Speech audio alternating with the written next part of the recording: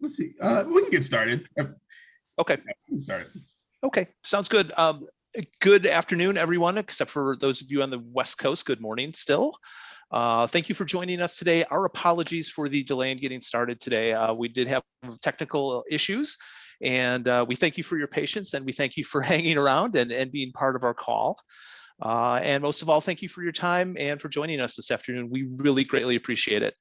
So this is the first time that the internal resources group has teamed up with the external resources group. So we may not know each other real quick. So I just want to do a quick round of introductions. I'm Chris Kopek. I work for Walgreens, and I am the Senior Manager of Legal Administration, and I am the Chair of the Internal Resources Management Group. So for those of you external folks that don't know me, it's a pleasure to meet you. I will kick it over to Nikki Ramazeda, who is the Chair of the External Resources Group. Thanks, Chris. Hi, everyone. I am Nikki Rahimzadeh, and I am with Stericycle, Head of Legal Ops here. Very excited to be here today. I know I'm wondering if we maybe lost a bunch of or several people. I know it's a little bit of a tough week, but hopefully we'll get some others to join us. I have been off and on a part of the ACC for a number of years in lots of capacities, but external resources management is certainly very near and dear to my heart. So happy to be here today and so excited to team up with the internal folks. And now I'm actually going to kick it over to my co-chair, Don Knight. If you want to go ahead and say hi. Hi, Don. Hey, good afternoon, good morning. Good, whatever, whoever you are. I'm Don Knight. I'm the Director of Legal Ops at Crown Castle. And I would have to assume, Nikki, we lost a lot of people. I know we normally draw a huge crowd, so I would have to assume that they'll be tuning back in soon. But excited to partner with the internal group and have a great discussion today on insourcing, outsourcing, all that business, and see where it goes. So glad to be here. Great, thank you, Don. Appreciate that. And last but certainly not least, my co-chair, Dawn Webster. Dawn. Hello, I'm Dawn Webster. I am with Milliman Inc. and I am head of our legal operations. I've been with ACC probably about 4 years now. And of those 3, I've been with internal resources as chair, co-chair, and now co-chair again. Absolutely. We are so happy that we were able to keep Dawn, I will tell you. And Rebecca Plugas, who is our other co-chair in internal resources, is actually on PTO this week. So if you're looking for Rebecca, she will join us next month. So anyway, we're a little behind, so why don't we jump into it? And we were looking for a good intersection of where internal and external resources meet. And in a preparation, well, actually a couple of preparation calls, we came up with the talking points that we put into the forum posting on Friday. So I think what we'll do is we'll start with that very first one. And it really is kind of a question of internal versus external functions. How does your department decide what to outsource? Are there certain functions that you consider using alternative legal service providers for? Are there certain functions that you use temporary staffing resources for? So we just kind of like to I think, throw it around the table here and just get your thoughts as to how your department makes those really important decisions. So I think we'll kick it off, and please feel free to join in and share your thoughts.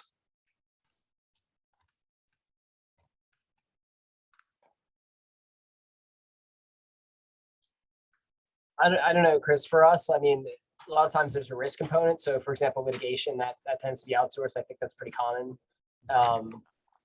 Although with e-discovery, that's something that we send to an alternative legal service provider for the data security and the cost savings that come with that.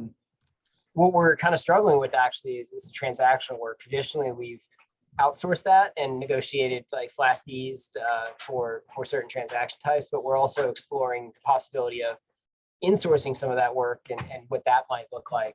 So I'm kind of curious to learn today how people are handling some of that transactional stuff and what their decision criteria looks like for that. Awesome. Don, I can tell you at Walgreens, we have that all insourced. Any of that transactional work. We do a little bit of outsourcing with our real estate law group and with certain other functions. We did a little bit with our e-discovery legal hold function. We're kind of pulling that back in-house. So we are not a tremendous user of outside legal services or alternative legal service providers, but we do a little bit, and I think maybe that will change as we go down the road a little bit. But we'd love to hear thoughts from anyone else. If I could dig in on your answer there real quick. So when you say use outside counsel for some of the real estate stuff, is that because you need local expertise like local zoning or things like that, that it would be impossible to have that all in-house? Sometimes, right. We used to have a large real estate law department, and we don't quite have that, but we do engage outside counsel in certain, I think, areas, New York City for one, where we don't have a tremendous presence corporately or support center wise, but we have some stores and we've got some Dwayne Reed stores, but we also outsource a little bit of that estoppel and SNDA work for real estate as well. So we don't quite have the paralegal team to handle that. So we've outsourced that with pretty good success. Yeah, Anyone else?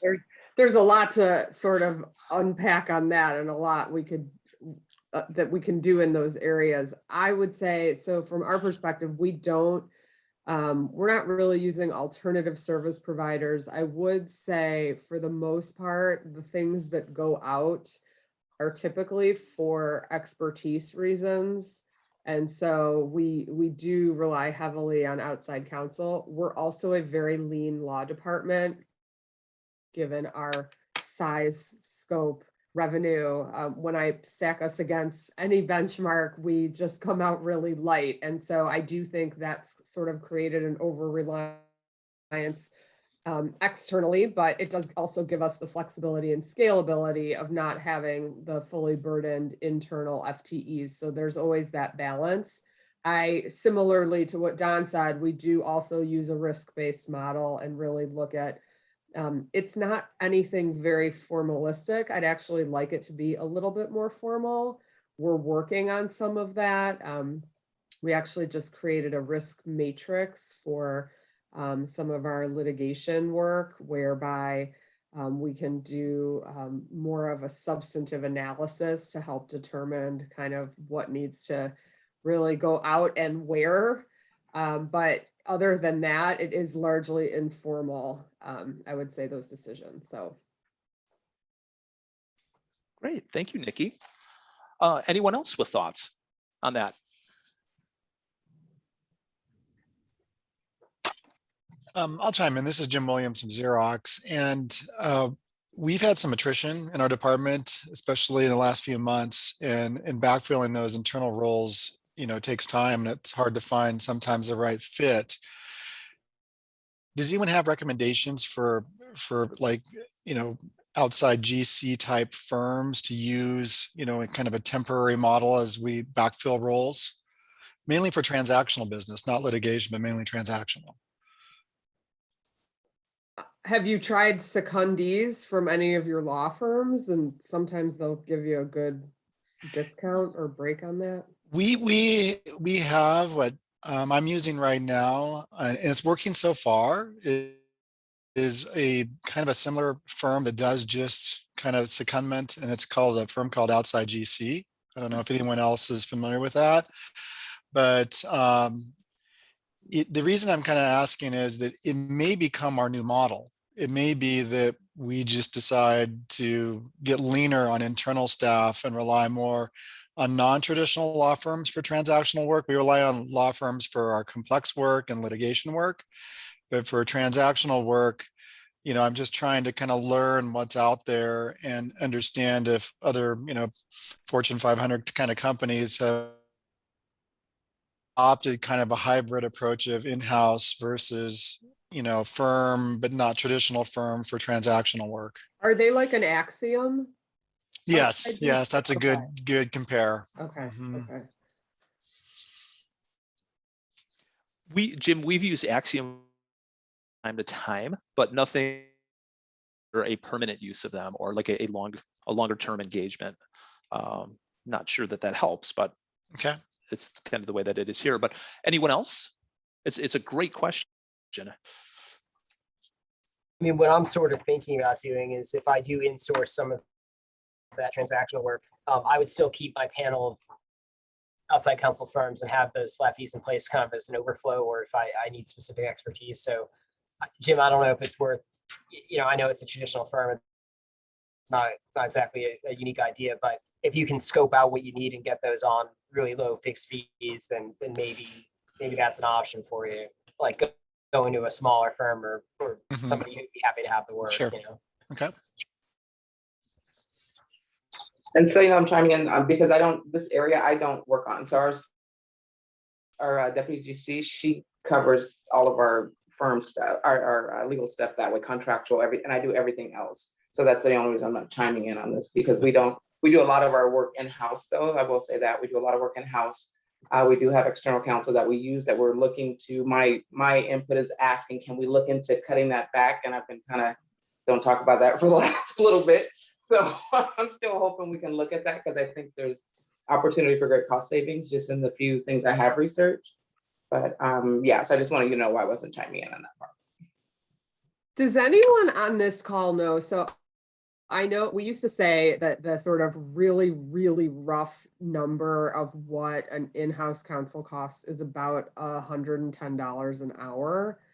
That's an old number, but I haven't heard or seen a benchmark or just had that number recently updated. I'd be really, I haven't done it for our internal folks, but it's a good comparator when you start to look at what's that breaking point of whether I insource it or not. I think it's a really nice data point. Has anyone heard an updated version of that? Do people still use something like that? Nikki, I haven't heard anything recently, but KJ, if you're on, might you know, or might you have a more recent answer as to kind of the average hourly cost for an in-house counsel? Sorry, I was on mute. I don't, but I could find that out and circulate it to the group after the call. That'd be awesome. Strangely, Nikki, while you were talking, I just sort of busted out my calculator and my plug number with divided by the number of hours in a year, and it does come out to about $100 an hour. So for whatever that's worth, I think at least for us, that's in the ballpark. And did you add benefits and all the fully burdened everything? So okay, so it could be not that dated then. Yeah, this is Jim. I did the same thing that Don did, and I came out a little bit higher based on the comp at Xerox, but 110, 120 is probably pretty close. If you guys are getting those rates on your outside firms, can you send me a list of those firms?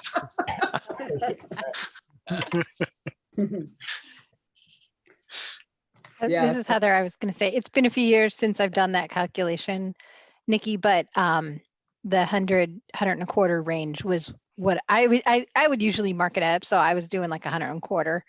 But yeah, it's been a few years since I've done that math. Same range. And to answer, I think it was Jim's question, we have a gap we had some departures in our employment side. So for like charges and stuff, we have gone to our firms and just asked for a flat fee. We haven't gone to an alternative provider. It's just been, we've gone to our firms and asked them for a fixed fee on that transactional kind of work. And Heather, have they been generally receptive to your request? Yeah. Nice. They'll take the work. Absolutely. So on our, I turn on my camera so I can participate. On our employment side, I mean, we're like Walgreens, we're in all 50 states. So we're looking at some small firms across the country. So yeah, they'll take our employment charge work. Cool. I didn't know if they would take the price. I know they'll always take the work, but so that's good to know. Yeah, we did it like a year ago, and a couple have called to say, hey, let's talk about prices. So I have a couple calls on my calendar. I have a feeling there's some price increases coming. But it was how we plugged the employment gap for, well, we had some vacancies. Oh, that's wonderful. I'm so happy that it works so well for you too. Yeah, I really think sometimes it depends on the cost structure of the firm too. That's not going to be right for everybody, right? I mean, there's going to be some firms that want to do boutique work or something, and they're not going to be able to price it for you. But there's plenty of kind of mid-range firms that'll take that documentation work at a fair rate and knock it out of the park. So Right. And especially that kind of routine stuff that they know they can just, plug it in a form and hit a response. And it's just, it takes a little time, but it's not bespoke legal work. Does anyone do that in-house? So we send that out, and we've always sent that out, and everywhere I've worked, we've sent that out. It's always kind of I wish I had time to do that internally, but I just don't. It was always really a capacity thing, even though I think employment lawyers enjoy doing those responses. I think it's fun for them generally. I mean, that's a gross generalization, but does anyone do that internally these days? Because it's one of the things that's pretty inexpensive to send out. So I'm curious. Yes, we do it internally. Okay. And Nikki, I think with great exception, we also do a large share of that internally as well here. I better do some analysis, because now I'm sitting here thinking, am I spending so much money on that I really should be bringing inside? Maybe more things to do later. I'm sure you're getting great rates. So I mean, that does raise a good question, especially, maybe Chris or Heather or others can enlighten us. So, it sounds like I'm considering it. Nikki is now considering it. What do we need to think about if we're going to insource something like that? Like, I'm sure it's not all just gravy. Like, it sounds like a no brainer. Oh, $100 an hour. Like, you take it all inside, right? Why not? But like, what's the downside? That's a good question. I have to say they've kind of staffed the bulk of the work with a low level attorney, high functioning paralegal kind of group that seems to be working under the supervision of an attorney. But I'm not in the employment groups. I can't answer real specific question. I just do the staffing model and the outside counsel rates. Heather, it's Chris. I think, and we staff very similarly. I think we give a lot of the work that can be handled by the paralegal team to the paralegals. Let them run with it, of course, under the supervision of an attorney. And there's some sticky parts, California, where you almost need that level of expertise out in California for that. But yeah, we try to kind of manage that the best we can, Don, and obviously only try to outsource when we absolutely positively have to. But a lot of it is really just kind of I think a workload capacity issue as well. Your employment attorneys, your employment paralegals, how busy are they? And if you need to increase that capacity somehow, an analysis of do you send it outside, or do you bring another FTE onto the employment team? You raised a good point there. Do you have good metrics? Like, do you have an intake system, or do you have something where you're able to tell how busy they are and that you're able to staff them? I will tell you, Don, in our employment group, we have a really good intake and we have a good idea of what's coming in on employment law. I can't say that for every other practice area in the department, but employment law really has their finger on the pulse of what's going on with our employees and any of the disputes and sort of actions that they might be bringing against us. Yeah, I would say the same for our employment group. They're due to the volume. I mean, we're like Walgreens. We've got 300,000 employees. They've got their system down. We were short-staffed over the past 9 months, so I think like every third charge was shipped out to outside counsel. Like they just did it on a rotating basis. But yeah, they have an intake system or a process. Yeah. I won't call it a system; it's a process. Absolutely, and Heather, I think much like you, we also have a fully functioning employee relations department that handles a lot of that frontline stuff for us. And then when it builds into something that's going to be a dispute, then it comes over to our employment law group. So yes. Being a bigger corporation has its benefits in that regard. Where we, it's just not the employment law group. We've got an employee relations group across the sidewalk here, and we've got specialists in that group. And so I think they have a much better way of triaging some of that stuff and then sending only the important stuff over to the employment law group. But not everybody has that. So we're very fortunate. And we're like Nikki, our stuff all goes out employment. We don't do it at all. it seems to me one of the main things you would have to have if you're thinking about insourcing is good metrics and confidence that the work stream is going to continue, right? Is that would be the worst possible outcome, is insourcing something and then the work dries up and then you got that team. Oh, wouldn't that be a wonderful problem to have, that the employment work dries up? I'm right there with you, Heather. It's, dare to dream, dare to dream. Do we have any other thoughts on the topic from our other participants on the call? We'd love to hear your thoughts.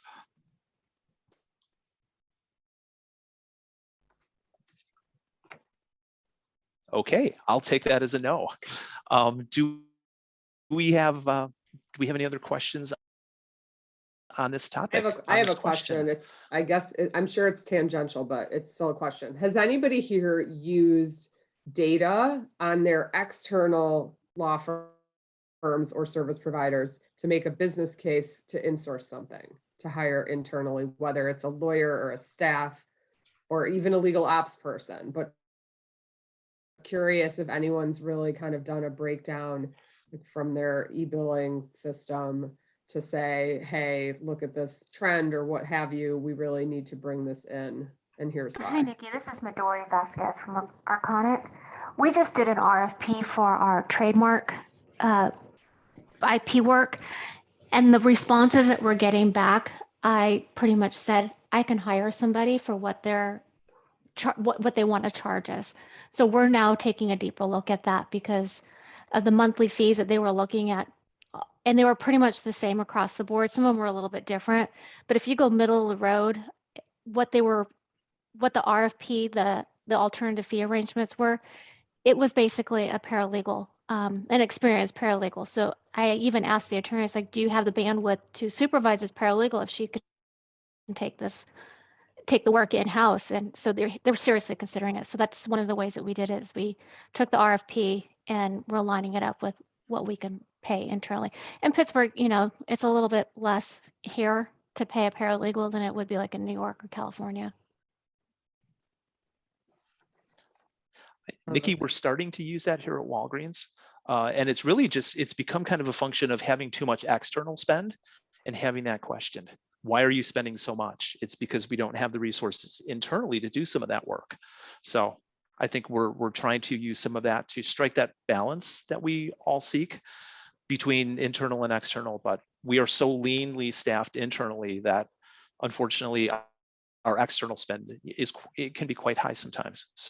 So, but we're starting to use that data to make that argument, as to just to try to balance the workload a little better. I'd say we're in the same boat, Chris. That's sort of what's prompted the question, is that, we're seeing millions of dollars a year in spend on some of these things. And at that point, it's consistent over a number of years. And you start to wonder about, why are we doing this, right? Mm-hmm. Absolutely. Yeah, we haven't done that since I've been here at Lowe's, but at my previous company, yes, in the corporate governance world, we could prove out pretty easily what we were spending outsourcing versus bringing the talent in-house, and the corporate secretary's office as well, just because high volume of transactional stuff, it's pretty easy to prove out. Might be harder on the litigation front, but Hey everyone, Mike at Expedia here. We do things very similarly. It seems like every few weeks we're hearing of headcount requests, especially this time of year, of how people would like to build or change their team. And it's the first question for the ops teams to gather that data. What are we currently spending to get this work done? And then there's kind of a magic tipping point there. That does it make sense to bring it in? But at the same time, is this interesting, challenging legal work that's going to further somebody's career? We don't want to bring in a low level, associate level person only to have them move on as an FTE. So. And that's such a great consideration, Mike. It really is, because you don't want that person, doing the grunt work for a number. Especially putting in all that time and onboarding time and training time, and just to have that person leave. So it's a great consideration, keeping that work, that mix of work interesting, and having it grow with the person itself. Thank you, Mike. Anyone else? Yeah, so Thoughts on this? Hey, Chris. So for us, we use Power BI dashboards up the wazoo here and do it by geography. And we're not using it to add headcount because it's not just the Power BI dashboard on its own, right? We're global, and so we see that where our spend is, we're right. We don't need to add anything because a lot where we're spending is we don't want to add the headcount. We don't need to add a full FTE. And so it's just sort of confirming that those are the reasons why we should be using outside the US. It's mostly those specialized, right, needs that you have, and we don't need one whole FTE sitting in some, small locale for the amount of spend we have. So I'd say we're using it, but it's not leading us to add any headcount. Awesome. Thank you, Kim. That's a great thought. Thanks for sharing. Yeah, we actually we ended up doing it for reverse for our governance space, actually. So we ended up going outsourcing because what we were trying to do internally was not working, and what we would have needed to do, it just made more sense to get a vendor because it is global, because we are global. And there's just so much that comes with that it's just easier to have someone else do it. And then we do have 3 people in our corporate governance area that navigates all the rest of the work, but it actually worked out better for us to get a vendor for the rest of that. Thank you, Juan. That's kind of an interesting thought about it too, is do you lose out on some of the experience, right? If it's an issue that's moving fast or it's complicated, right? Like you get outside counsel, you get the benefit of them seeing all clients or get, seeing what's out there, but you build this team in-house and maybe you get some tunnel vision eventually, and maybe you just don't, you're not executing quite as well as you could be with outside counsel. So that I hadn't really thought of it that way, but that's an interesting point, Don. Awesome. Thanks, Don. Any other thoughts? Okay. I think we'll move on to a sort of a hot button issue here, and that's tracking internal tasks. Is that something that you do formally? Is it something you do informally? We do it very basically here at Walgreens, as far as, obviously with some of the examples we gave earlier on the employment law work, but, we keep track of it through our matter management system and other things like that. But we were just curious to see if anyone was doing a really formal job, a really thorough job, I guess, of tracking those internal tasks for your attorneys and paralegals. So I'll go ahead. We're starting to use, we have ServiceNow as our main sort of workflow tool for IT, is where it started out with. Okay. And so we put together a contracts team that the business is putting in tickets, which they hate because they think it's going to IT, but we promise them it's not, it comes to legal. So we're using that to intake all of the contract requests that need to get escalated to legal through ServiceNow. Mm-hmm.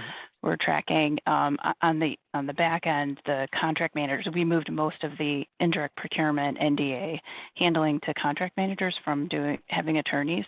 We also introduced an execution risk threshold. They don't have to come to legal if the execution risk threshold on a contract is below $250,000. And so we needed to track what's coming to legal. Are we being faster, and those sorts of things. So we have several elements that we're tracking within that ServiceNow form, including having the contract managers put in sort of a general time of how much they're working on each ticket that comes in. We're also using it internally to legal. So that's out to our business customers, internally to legal for e-discovery requests.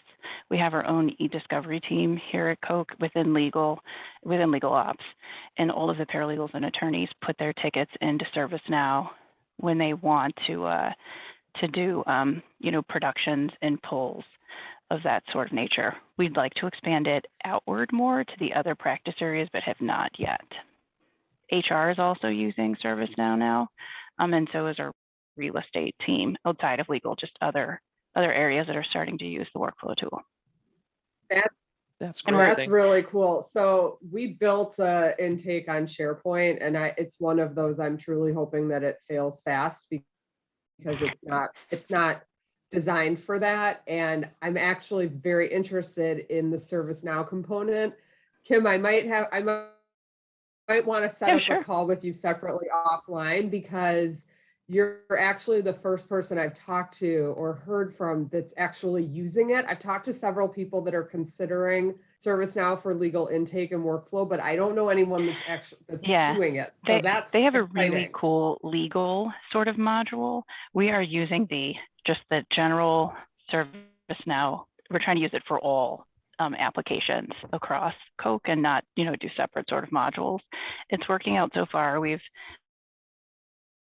done our own sort of legal spin on some of the questions, and so far so good. We've hooked it up to a Power BI dashboard, and so I'm able to do lots of metrics. We're using it for headcount additions in that team as well, because we're able to track sort of where the ticket's coming from, and all those sorts of metrics around those requests. So yeah, happy, Nikki, to that's talk awesome. offline. Thank you. Hey, Kim, this is Patty Driscoll from Merck. Do you have it integrated with your matter management e-billing system, ServiceNow? Okay. We do not. Is there a plan to not. do that at some point?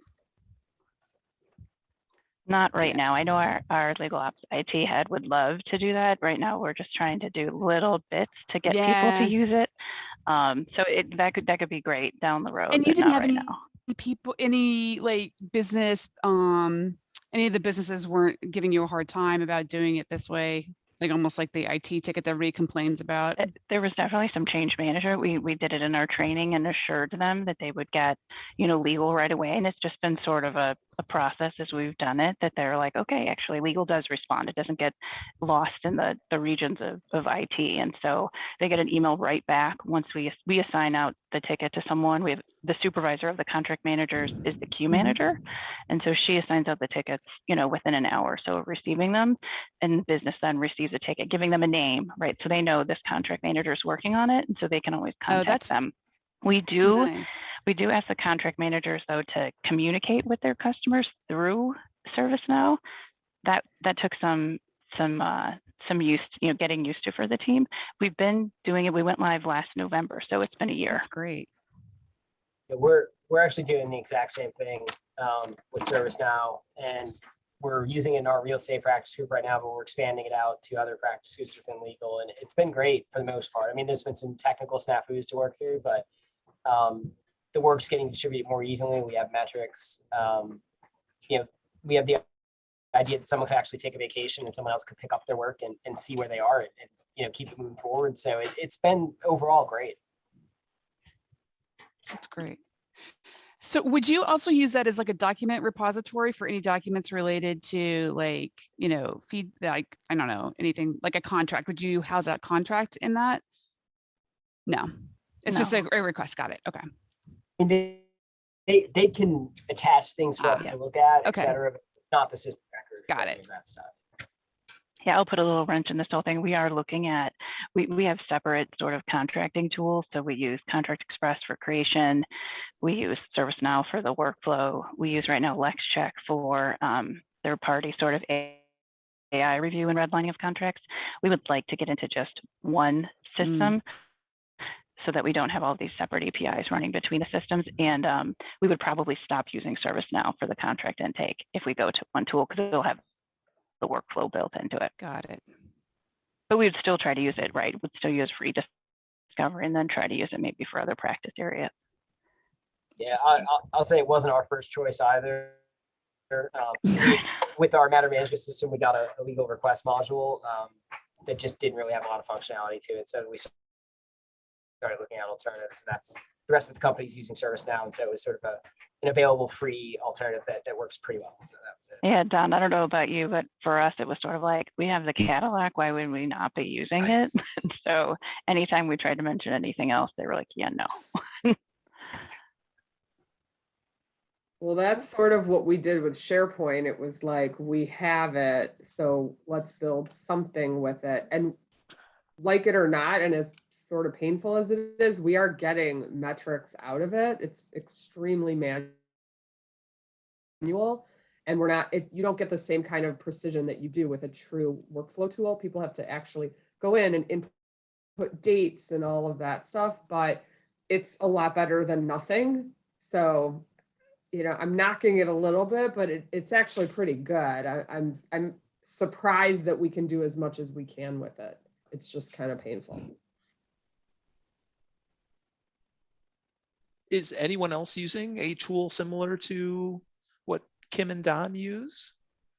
Are using a different technology for recording those intake requests? Love to hear about it. We are. I'm desperately looking for desperately looking for what the tool was. But my team came up with, in this, the whole intake IT ticket, like our GC was like, we don't want to do tickets for like a gazillion years. And so now our team has grown so big that we first, like we did for COVID, we did a service desk ticket for like if you want to book an office when you come into the, and then we did a, and these are all apps through Microsoft. So we didn't go outside of the Microsoft apps. And then there was like, oh, wait a minute, if you want to order supplies, you can do it through here. So we slowly got them into a system where they're doing tickets and not feeling like they're doing tickets. And so now we're using it for other things like the e-discovery, we do that stuff internal. So we're trying to do other things that tie together. And to your point, not having a gazillion. So that's one of our reasons we're trying to stick with Microsoft apps, because it keeps it in Teams. They don't have to go anywhere else. And so that's how we're doing it. But our contract management system takes care of all of that stuff. We are using AgileOpt, and they're serving our needs at this time for that. So that's a separate idea. But we do through them, we do have an intake ticket system called inquiries, that when they have problems, they do those there so we can track the issues as well. And then we have an inbox that for just like one-off things that where people they're used to using it. So we haven't taken it away yet, but we will. And then it'll just be the inquiry. So we've gotten it pretty narrow, but we had to slowly kind of say, this is not a ticket system, but a good way for us to track. And then when we're able to do it and show budget, use it for budget stuff to say we're spending too much here or there, or this is where it went. And so now it's like making sense to everyone. And so, yeah, that's what we're doing. All Microsoft, I just don't know the tool, so I apologize. I was looking for that. Thank you, Dawn. Anyone else? I have a question. Has anybody tried using a chat bot to fill out the intake form? I'm looking at that right now because Microsoft, we are a Microsoft house. There is that chat bot through Power Apps, and basically the chat bot will ask questions and it'll fill out the form for that person. So they're filling out a request form, but they don't realize they're filling out a request form. Plus it has a little bit of AI in the background. So it'll route it to the appropriate attorney based on the form. So I would just question, as I kind of know from a past life, I would really, really drill into and question the sort of back end functionality and how precise it really can be. I think there's a lot of like smoke and mirrors out there. I mean, I get it. And for some things, I think it can work narrowly. I think a lot of people are talking chatbots when we're the foundation there yet. So it would sort of depend on like, what does your data look like? Is it clean? Where it would take a lot more to know about that. I would be a little dubious. I think we're close, like as an industry, I think we're close, but not quite there. So I would love to follow along and see if you end up going with this. Because when I was at a law firm in KM, I did build one. So an attorney could request information about, like wage and hour law for California. And then it would spit out this response that basically we wrote. So we were the brain behind what we called it Carlos AI. And so it worked. But I've never used it in the opposite way where it's more of an intake form. It's more like they ask a question, what's the overhead for wage an hour or something like that in California, and it would spit out a response. But I never used it for an intake. I just used it for here's like K. And majority, I agree with you. That's the way that we currently use a chatbot right now. It's really just to kind of disseminate information to the different business units across Walgreens. We're not using it as an intake, but it's an incredibly interesting proposition. It's something that we'd be looking forward to. So we're looking to take that next step as well. The other thing we're using ServiceNow for, I forgot about this part, is we just introduced it a couple months ago, is to do the legal ops intake. So all of our vendors, right, are emailing a general mailbox, but the internal questions, people just still can't think for themselves. And so, our internal legal ops team that handles sort of our internal questions related to our e-billing system come all the time, right? And that team just kind of gets wore out because, you know, it's all the people who have a problem come to them. They never get to do anything exciting. So we introduced in ServiceNow, having everyone internal go to ServiceNow to ask the questions that they need. And we built in sort of the self-help right there, right? If your question is related to this, actually go to this document because it's going to tell you what to do. And so what they're not answering as many questions, they sort of put the knowledge articles right in the request form. And so that, you know, we're seeing a reduction in the amount of things that are coming to the team because their questions are being answered as they go to the form to fill it out to ask the question they thought they needed answered. That's great, Kim. We're also using the form to control the routing. So depending on the type of question a person has, there's like a table in the background that'll round robin it to the correct attorneys. And Kim, I like what you guys are doing. We're doing something similar where the person gets an email back and it says your issue has been assigned to this person, right? Because that was the biggest fear we had on this side too, is we don't want to lose that contact with the client. They don't want to just dump things into some nameless, faceless email box, right? So that seems to be making a lot more comfortable.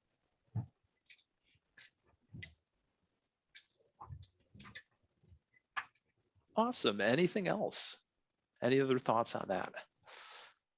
Is anyone taking internal data and external data and doing an analysis kind of together, consolidating that and saying, you know, here's the totality of the work we're doing.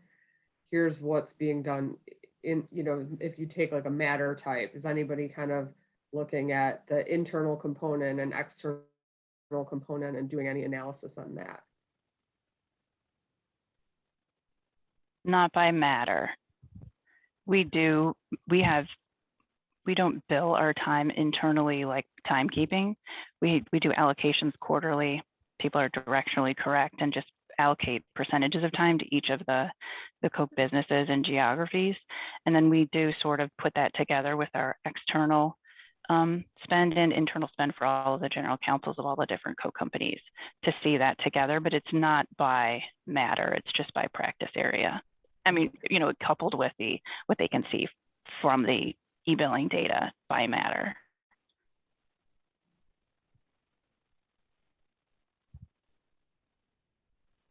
Any other thoughts on that? No? Okay. Sounds good. As we're kind of winding our way to the top of the hour here, and I think we should probably spend a couple minutes on our last topic. What small actions that you've taken have really yielded big results? We'd love, I think, kind of a best practice sharing kind of roundtable here. What are the little things you've done that have really worked out well and served up big results? As this is Heather, as cheesy as it may sound, I made a whole bunch of videos on questions for using our matter management system, like how do I approve a bill? How do I open a matter? And I made a whole series of 5-minute videos that I put on the department SharePoint and try and lead people to it. Like, go watch this on demand. Don't call me every time. I mean, not that I won't take your call, but go watch this. And it has helped the support staff. I can't say the attorneys are watching them, but the support staff is watching them. Awesome. That's great, Heather. I will not become a YouTube sensation teaching people how to use Passport anytime soon. Similar to that. It's. Oh, I'm sorry. No, go ahead, I John. was going to say similar to what we did that with our external manager. So our contract management system is what it is. But we've taken a SharePoint site and put training videos and just how-tos. They can print it out if they want. Like, we have all of this Q&A on there. So there's and that it used to bombard into the email inbox and the inquiries. And so now what our team does is we look at that about every quarter and say, what are the consistencies? What are the things that keep coming up? And then rotate them out to keep that site fresh. So every time when someone wants something, we send them there first. And then it's also on our homepage too, so they can go straight there. And that's super helpful especially when we do our system trainings. because then you have that, and then you have that reference to go back to always. And so we just did an overhaul on the site, on the system, and we're able to go record it and then get it up on there, and anyone can access it at any time. So that's been super, super helpful, and it's taken a lot of work off of our admin. Nice. Anyone else? We've done something similar, and we established an Office 365 specific series for our legal and compliance partners. So essentially, is we've interpreted the trainings from IT and all that can be super techy, and then translate that into simple terms, and creating job aids and just to say, okay, here's what this means. Here's what you can do with it. How do you save time? How do you by implementing some of these small changes and just putting it in just those plain terms? And that is that's something we started at the beginning of this year. Has been super helpful for our staff as they've learned Office 365 as a whole. Yeah, and Robin, we've done something really similar. We have a technology committee in the legal department, and within that greater technology committee, we have a training subcommittee, and we've done just kind of a handful of self-produced tips and tricks, sort of best practices for using Teams and using OneDrive for Business and other things like that. And we think that that's helped as well, where you get, you invite the department, you get 40 or 50 people on a Teams meeting, and you just kind of go through what works and what has worked for everyone. And it seems to at least lessen the questions that come our way as well. So we've also had some good success with that. Anybody else with anything to share before we hit the top of the hour? I was just going to ask a quick question regarding CLM systems that folks are using. We're in the process of getting a new one right now, and just looking at so many different vendors. As you know, there's so many out there. So which ones do you guys recommend and had good experiences with thus far? That's a whole session. So we're currently in a 4-month POC with ContractPod AI. We've looked at all of them. We have a great situation here at Coke. We've got a legal ops IT group that is dedicated just to legal, that sits within our legal ops group. They've looked at everything, and right now for what we need, which is contract creation, the AI, we're not looking at storage or anything else, but just we need to do what legal needs to do with regard to a contract, and ContractPod AI right now is the one that we can do everything that we need in one system. That is the front runner. iCertis is also what we're looking at, but it's way more expensive. Awesome. Kim, I am so jealous that you have your own IT group. Again, dare to dream. It is, God, it has to be fantastic. It is. Okay. Anything else? Any other questions before we wrap up? Okay. Well, we'll do a couple housekeeping things and we'll send everybody on their way then. Just a quick reminder to the internal resources group, we have a quick turnaround. Our next InterSoup call is going to be on Thursday, December 2nd, and we'll be back at our regular time of 11 a.m. Eastern. And we are just putting the finishing touches on a topic for that. So keep your eyes on the forum for that. Nikki and Don, from an external resources standpoint, what you got cooking? We are next up on the 9th at our regular time. So stay tuned for that. In January, we are planning to do diversity, equity, and inclusion topic. That should be exciting. December topic we're still working on, so stay tuned. Awesome. Sounds like a lot of good stuff to come on there. All right. Well, a huge thank you to Nikki and Don, and as well as Dawn, my awesome co-chair, and Rebecca, who's enjoying PTO, I think in Denver somewhere. So we thank you for joining us. KJ, do we have anything from an ACC standpoint for housekeeping? The only Dates, thing that times, events? The only thing that I'll mention real quickly, and forgive me for not being on camera, I'm scared to mess with the connectivity gods, but we want to point you to the diversity, equity, and inclusion model that's on the ACC webpage, and then also to the compensation benchmarking report. I may have mentioned this to you all on previous calls, but that report, while it's available for purchase, there is a free highlight section that's focused on legal operations that's downloadable from our website. So just visit acc.com and it'll take you right there. Awesome. Thanks, KJ. You're welcome. Well, we are now at the top of the hour. We want to thank you all for your time. Thanks for hanging in there with us through technical difficulties at the start of the call. I want to wish you a wonderful rest of the day. And from all of us at ACC Legal Ops, wish you and your families a very happy, wonderful, restful Thanksgiving holiday. So until we meet again, thank you for joining us and have a great day.